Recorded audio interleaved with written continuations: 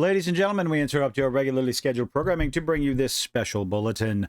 What I like to do when I go over articles, when I pick an article, I look at the title and go, oh, this looks like something I want to talk about. And then I wait till I hit record to start reading the article. I think a lot of people have figured that out, just so I can give my genuine opinion, my genuine reaction. Usually it's in dumbfoundery at some of the obnoxious things people say. But this one, I think this is going to be fun. And it might be the duh heard round the world, something that channels like myself, as well as many other far more popular, getting there, have been talking about. And this one comes from that Park Place, good old John F. Trent doing the heavy lifting for us all. Warhammer 40k Space Marine 2 dev explains why so many AAA video games are failing. We have an idea. We have a really good idea. Tim Willits, we have a very good idea. We've talked about it ad nauseum, but no one seems to be listening. So let's see what Chief Creative Officer Tim Willits has to say of Sony Saber Interactives. Speaking to IGN, Willits first rejected the idea that gamers were moving on from certain genres. Well, of course not. No, they're not. Genres will survive. People will still be playing them because whatever, everyone has their preference.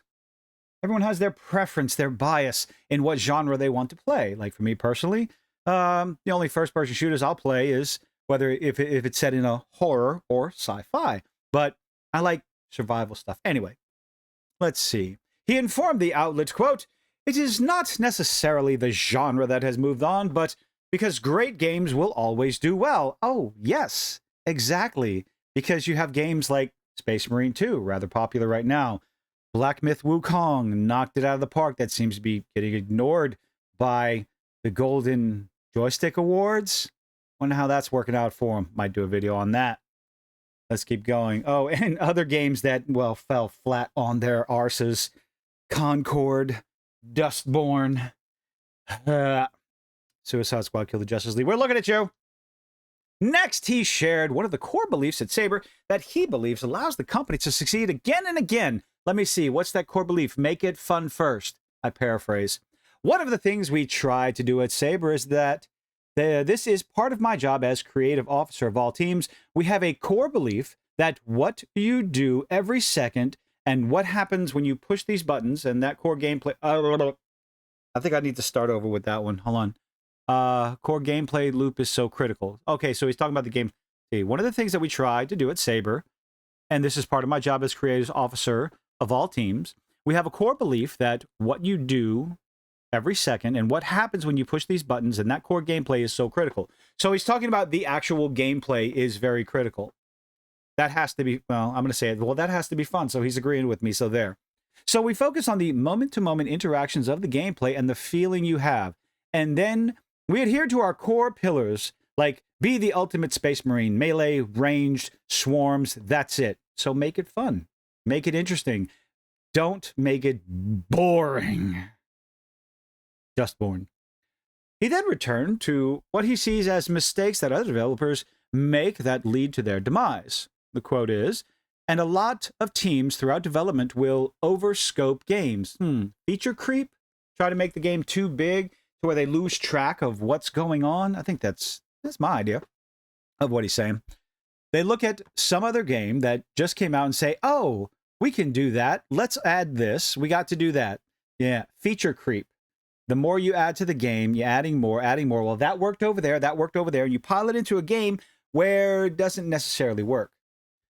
Quote continues, "And they lose focus on the core. What actually makes the game fun?" There you have it, folks. I am justified. I am redeemed. I am something, that word I can't even think of right now. But yes, make it fun. The things that actually make the game fun. They lose focus on the core. I feel so much better about my, yay. I feel good. Na. Instead, he shares that Space Marine 2 developers and Saber focus on the basics. We are not in Space Marine 2 doing things that, well, the swarms are new technology, but there isn't some revolutionary new gameplay mechanic that no one's ever seen before. There are gameplay mechanics that people are familiar with. Nothing wrong with that. But we do it really, really well. That's a novel idea. Figure out what made you popular kind of looking at Halo now, right now, moving over to a third person. Why would you do that? Change the fundamental aspect of your first person shooter. What made you popular? The story, Master Chief, and all. Change the third person. Maybe it'll work. Maybe it won't. I don't know. A lot of people are just calling it a Fortnite clone. Looks too cartoonish, but whatever. There are gameplay mechanics that people are familiar with. Stick with them. But we do it really, really well. I already read that. And we execute really, really well. That's very important. Focus on the gameplay loop. Focus on making it fun. Add the rest of your shit in later when it makes sense. He also noted that Saber was able to keep its costs down on Space Marine 2. I think that's very important. Because if you're spending $200 million on a game and you only sell 1 million copies, oh, dearie my, you're not making a profit back at all. He told IGN, we don't need to sell 4 million units to make Space Marine a success. I think they did, though. Somebody in the comments, y'all tell me how many Space Marine 2. I've been too busy playing it. However, this is not the case for many developers. Quote, there are many games, sadly, especially out of North American developers, yep, out of the West, where if you do not sell 5 million copies, you are a failure. That's because they're spending $100, $200, $100 million on a game. Not every video game out there can sell and make as much money as Grand Theft Auto. That's just not feasible. Not every game out there can have a monetization system that just knocks it all the way out of the park with a grand slam, like Fortnite. Whether you like the game or not, it is making money. I think probably Roblox is making oodles and oodles of money with the Robux because those are fun. At the core level, those games are just fun, regardless of what age level. Same thing with Minecraft. These are simple games that can be enjoyed by all ages. Every now and then, I'll jump into Fortnite. I'll jump into Minecraft. Not jumping into Roblox. Those are for the executive producer and your lanyap. Yes, I do keep an eye on them. But you understand what I mean. At the core of these games, they're just fun. Fun for all ages. And they have little extra bells and whistles that you can buy to show off the skins and this, that, and the other. And people are okay with buying them. But when you have 100 million people and half of them drop $5, that's a lot of money. That is a massive amount of money for a free-to-play game. So people are trying to copy it and failing miserably, but you don't need to do that. You don't need to sell 4 million. Let's see. However, I go off on tangents. Please excuse me, even in my recorded videos. However, this is not the case for many developers. There are many games, sadly, especially out of North America. I already read that. What business are we in where you fail if you sell less than 5 million copies? You're in a business where the budgets are bloated beyond reason. That's the business that we're in right now. That's the state of video games. There are examples like that, and we do not want to be that business because they're failures. We want to be a developer that focuses on the core experience, make it fun first. What makes the games actually fun, make it fun first, and then do it really, really well, and then make it affordable. By George, I think you're succeeding. He then points to Saber's success as sticking to the basics and not trying to revolutionize gameplay mechanics. Okay, look at SnowRunner. SnowRunner is literally driving trucks through mud. I think they're driving trucks through snow, but hey, semantics. That's it. I'm done. I just described the game. 15 million people played it because the experience is perfect. And 15 million people? You're serious. SnowRunner.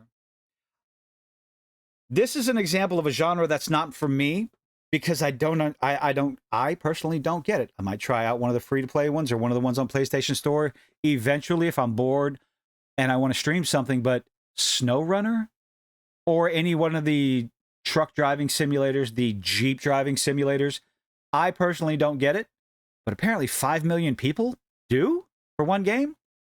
World War Z. We're not going to get an Academy Award for that game, but 25 million people, wow, have played it because it's just this perfectness, and that's what we do well. Isn't World War Z free to play, but you buy the cosmetics or season passes or something like that? Again, another example. 25 million people. If World War Z is indeed free to play with little bits and baubles that you can purchase for, minimum $1, $5, $10 or whatever. If 1%, if 10%, we'll go with 10%, maybe highball it. I was going to say half, but if 2 million people in 1 month decided to purchase a $5 or $10 cosmetics, pretty good pretty good jump to the bottom line there. Willis's comments about budgets echoes what Saber Interactive co-founder and CEO Matthew Karsh said about AAA development back in April. He told IGN, in general, I would say that AAA development has become very risky.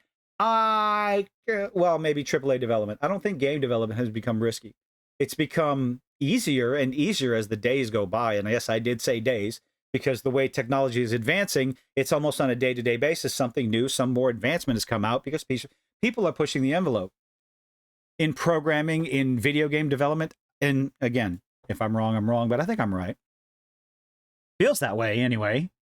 It really does genuinely feel that way. It is becoming so much easier over the past few decades to, by yourself, make a game that's fun, that has a decent gameplay loop.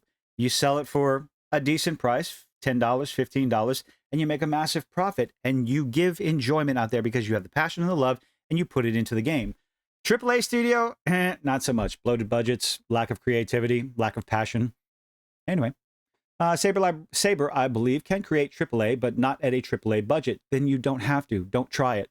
He noted the $70 price tag for games would increase due to the increasing cost of produce the games for many studios, even though the cost of overhead and storage and shipping and pressing CDs and everything has all but disappeared. I think that as games become more expensive to make, the $70 title is going to go the way of the dodo. I do. Oh, you think they're going to be higher? Oh, no. If the price goes up to $100 instead of $70, well, sure, we won't be surprised, but people will definitely be more selective than they are now.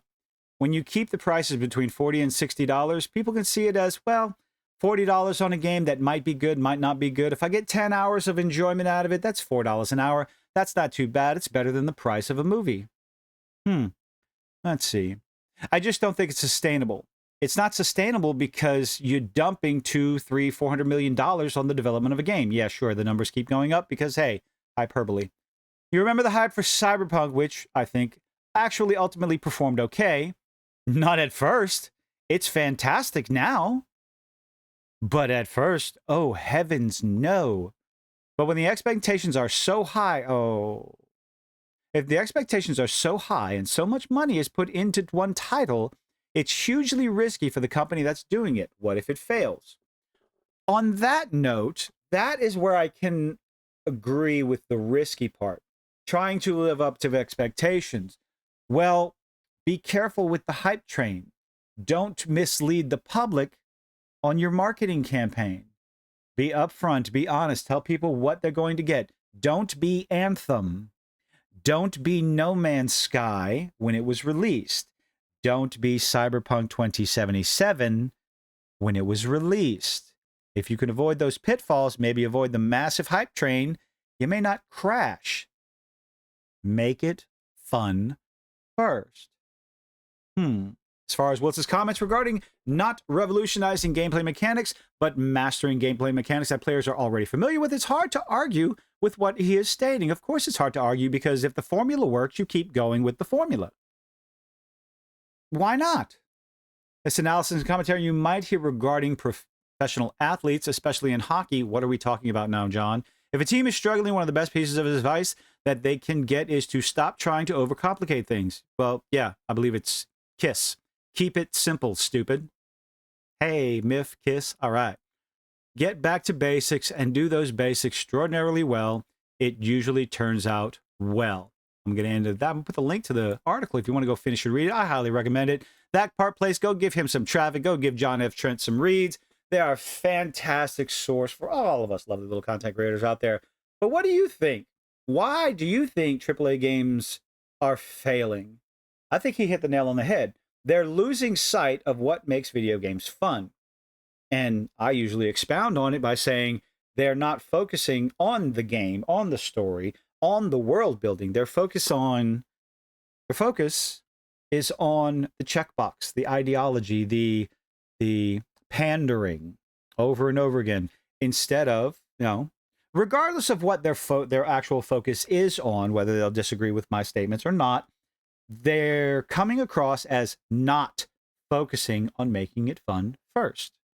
And that is why all these games will fail. They will continue to fail. And games like Space Marine 2 and Black Myth Wukong and all these other not quite so AAA games will rise in popularity and sales because they're made by people who care and who will put that fun gameplay loop first over everything else. But let me know what you think in the comments section down below. Leave a like, leave a dislike, do all those nifty little things that YouTubers beg you to do, and I hope to see you on the next one. Bye-bye.